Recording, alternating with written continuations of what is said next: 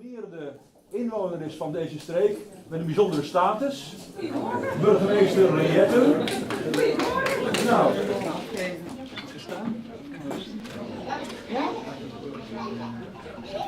Ik rijd hier vanochtend en als ik kom met mijn ambtsketen om, dan weet een aantal onder u waarschijnlijk wel al dat er iets voorgedragen gaat worden. En dat ga ik ook doen, Willem.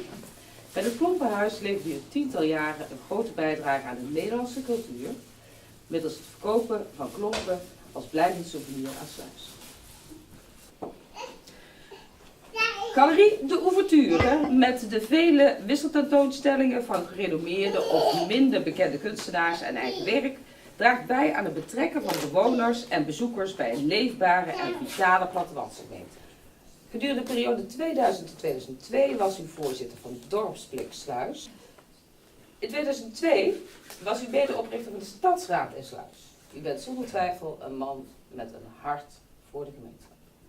Na deze staat van dienst te hebben opgesteld, mag ik u, de heer Willem Beer, geboren op 28 mei 1953 en wonende in Katzand, met genoegen mededelen dat het Zijne Majesteit heeft behaagd u te benoemen tot lid in de Orde van Oranje Nassau. En mag ik u namens Zijne Majesteit de daartoe passende versiersspel doen.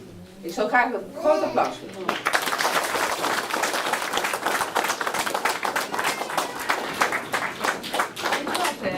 Ja, heel wat.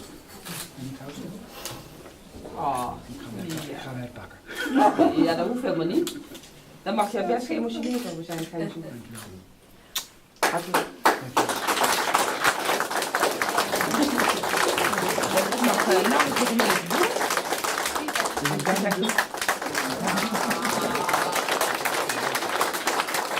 ben heel erg trots op mijn broer. Kijk, dat is mooi.